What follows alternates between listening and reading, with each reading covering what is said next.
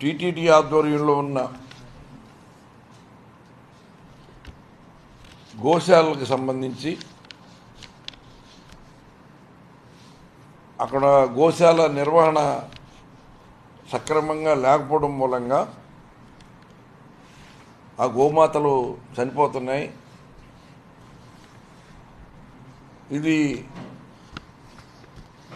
అక్కడున్న యాజమాన్యం యొక్క ఆలనా పాలన శ్రద్ధ లేకపోవడం వల్ల గోవులు మరణిస్తున్న విషయాన్ని హిందూ సమాజానికి శ్రీవారి భక్తులకి దృష్టికి తీసుకురావడం కోసం జరుగుతున్న వాస్తవాల్ని ఆధారాలతో సహా మా వైఎస్ఆర్ కాంగ్రెస్ పార్టీ నాయకుడైనటువంటి మాజీ టీటీడీ చైర్మన్ గారు బోమన్ కరుణాకర్ రెడ్డి గారి వివరాలన్నీ కూడా వెల్లడించడం జరిగింది. సాధారణంగా టీటీడీతో సంబంధం ఉన్న వ్యక్తి ఎంతో పవిత్రంగా నిర్వహించవలసిన కార్యక్రమం ఆ గోశాలలో గోవులకి సక్రమైన వసతులు కల్పించి అన్ని రకాలుగా కూడా పోషించవలసిన విషయాన్ని ఒక వ్యక్తి ప్రస్తావిస్తే దాన్ని ఏదో ఒక రాజకీయ కోణంతో ఇంకో రకంగానో చూడకూడదు. దానికి సంబంధించి బాధ్యతాయుతమైన టీటీడీ ఏం చేయాలి, దాంట్లో ఉన్న వాస్తవాలు ఎంతవరకు ఉన్నాయి, దాన్ని ఎలాగా మనం సరిదిద్దుకుని ముందుకెళ్ళాలని ఆలోచించకుండా ఆ వాస్తవాలను అంగీకరించలేక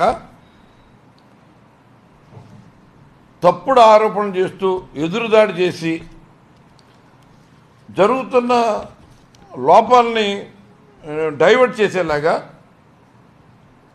ఆ గోవుల యొక్క సంరక్షణని పక్కదో పట్టించి డైవర్షన్ పాలిటిక్స్కి అలవాటు పడిపోయి ఇవాళ శ్రీవారి ఆలయ పవిత్రతను కానీ టీటీడీ ప్రతిష్టను కానీ దెబ్బతీసే ప్రయత్నం చేస్తూ ఉన్నారు.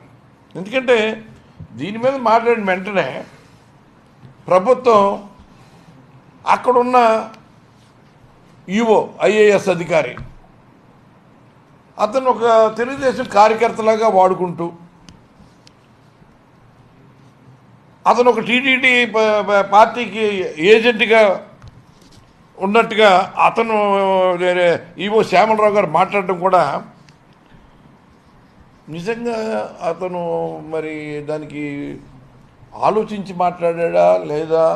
ఇప్పుడు అతను ఈవోగా ఉన్నప్పుడు అతని ఆధ్వర్యంలో ఏ కార్యక్రమం జరిగినా అతను రెస్పాన్సిబిలిటీ తీసుకోవాల్సిన పరిస్థితి ఉన్నప్పుడు అతను రెస్పాన్సిబుల్గా మాట్లాడవలసిన అవసరం ఉంది. అందుకని తెలుగుదేశం పార్టీ ఏదో ఒక అజెండా ఇచ్చినట్టు అజెండాను మోయటమే పనిగా పెట్టుకున్నట్టు ఏ ఆధారం చూపకుండా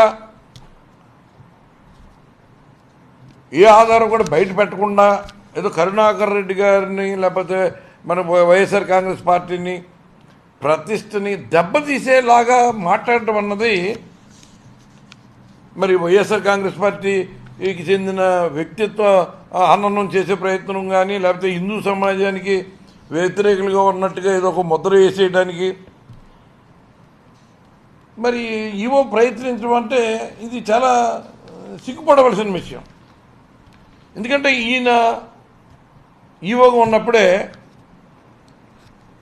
టీటీడీ వెంకటేశ్వర స్వామి వారి దేవాలయానికి సంబంధించి తిరుమలలో టీటీడీకి సంబంధించి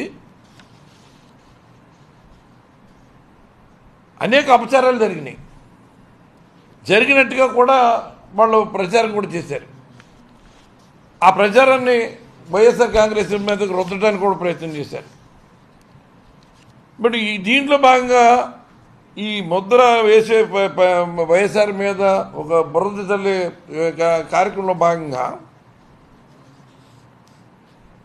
అక్కడ శ్రీవారి ఆలయ పవిత్రత కానీ ప్రసాదాల పవిత్రతని అక్కడున్న సాంప్రదాయాలని దెబ్బతీసే ప్రయత్నం కూడా చేయడం జరిగింది. టీటీడీ గోశాలలో ఆవులు చనిపోయిన విషయాన్ని అటువంటి భయంకరమైన వాస్తవాలన్నీ కూడా బయట పెడితే దాన్ని దాచిపెట్టే ప్రయత్నం చేసి కరుణాకర్ రెడ్డి గారి సాక్ష్యాలతో సహా బయట పెట్టంగానే అది ఫేక్ సమాచారం ఉండు, అది దానికి అసలు సంబంధమే లేదని ఆ టీటీడీఓ ప్రకటన చేయటం కానీ, లేకపోతే ఏదో రెడ్ బుక్ పరిపాలన కొనసాగిస్తున్నామని మరి ముఖ్యమంత్రి గారు తనయుడు లోకేష్, ఆయన ఐటీ మినిస్టరు, ఇది ఫేక్ న్యూస్ అంటూ ఆయన ట్విట్టర్లో పోస్ట్ కూడా చేసేసాడు. అలాగే దీనికి సంబంధించి తెలుగుదేశం నీళ్ళలో కూటమిలో ఉన్న బీజేపీకి సంబంధించిన ఒక ట్రస్ట్ బోర్డు సభ్యుడు